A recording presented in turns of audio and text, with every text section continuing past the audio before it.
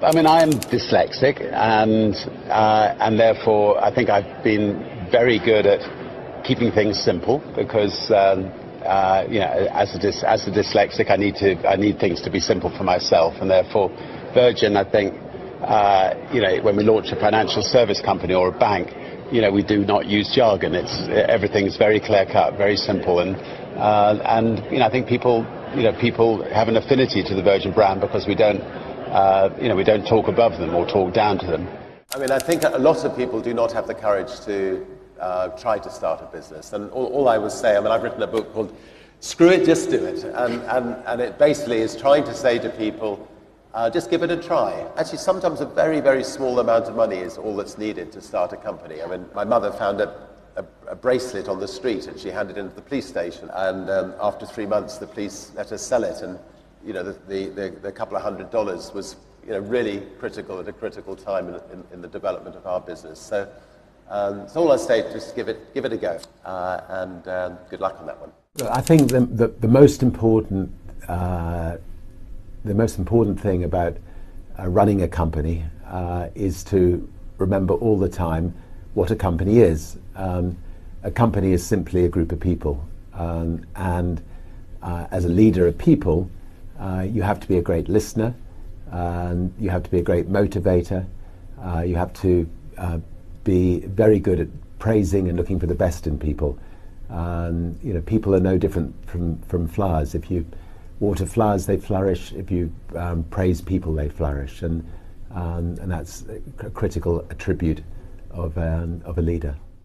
You know, there's a very thin dividing line between success and failure when you start a business from scratch. And you know, if you don't have enough money to pay the bills, you go the wrong side of that dividing line. And if you can somehow get enough money to pay the bills, you stay the right side of that dividing line. You know, I've always been running faster than perhaps I should, and I have great difficulty saying no to things, so keep on taking on new things. And we've just managed to stay the right side of the dividing line over the last 50 years in business. But equally, in those early days, when you're starting a business without any financial backing, it's easy to slip the wrong side. And in fact, you know, most entrepreneurs do slip the wrong side. And the important thing is then just to, you know, pick yourself up. And you know, start again, and if it doesn't work at that time, keep going until you do succeed, and not to give up.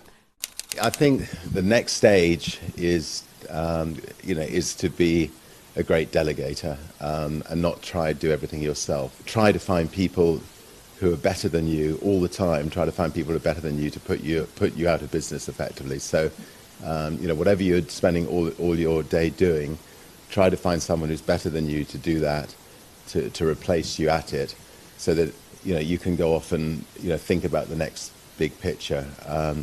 You know, an entrepreneur is not a manager. I mean, an entrepreneur is somebody who is great at conceiving ideas, starting ideas, building ideas, but then handing over to really good managers to manage the businesses. You know, the moment you've got more than one business, you can't be hands-on doing everything.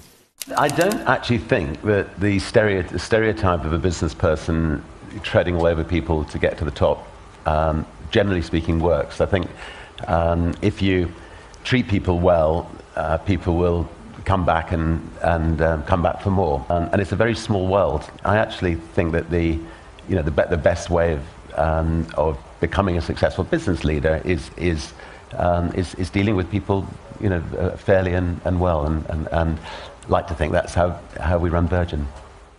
I love learning. I've never actually thought I was, starting a company as such. I just saw situations as I travelled in life where I felt I could improve on the way things were being done by other people. So, one of my favourite phrases is "screw it, let's do it," and I've used that phrase a lot of times. And we just love going in and trying to shake up industries and doing it better than it's been done before. Yeah, when we launched Virgin Atlantic 30 years ago, the New York Times did a review, and they did some market research, and they said, first of all, with a name like Virgin, it's not going to go the whole way.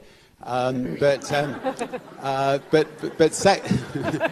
secondly, that they did market research which said only 7% of people would fly on an airline called Virgin, and we put our hands up and said 7% would be just fine. So so we carried on with it. But there were a lot of skeptics out there, and there always will be lots of skeptics when you want to start something new. Everybody will tell you why it's a bad idea, why you shouldn't do it, why you'll lose everything you've got, and in the end you just got to get out and try to prove them wrong. But good luck. I think the word business, it becomes a business, but what you're doing is you're painting a picture. You're trying to create something to make a difference to other people's lives. You have a blank canvas, and you're filling in every little bit of that canvas to get every single little detail right. And if that canvas, sings out at you at the end, and it's a beautiful picture, your business is going to be successful. If bits of the canvas are not quite right, your business may fail. So if you set up to change people's lives, you've got to get every single little detail right. You've got to make sure that the people that you're working with 100% believe in what you're trying to do, and you've got to make sure that what you're trying to do is worthwhile spending your time on. And at the end of the day, you want to be sure that that the people's lives you've affected, you've really you've affected them and benefited them. And if you get all that right, hopefully you'll be able to pay the bills at the end of the year. I would say the overarching and key thing that really binds the group together is the idea of not just playing the game, but changing it for good. I think Richard embodies the principles better than anyone I've ever worked with and anybody that I know, because he's very focused on business, on starting new businesses, on making sure that he's got the right people in the businesses, but also on doing things differently and really changing the game. And I think that it's the combination of those that sets him apart as the great entrepreneur of his generation.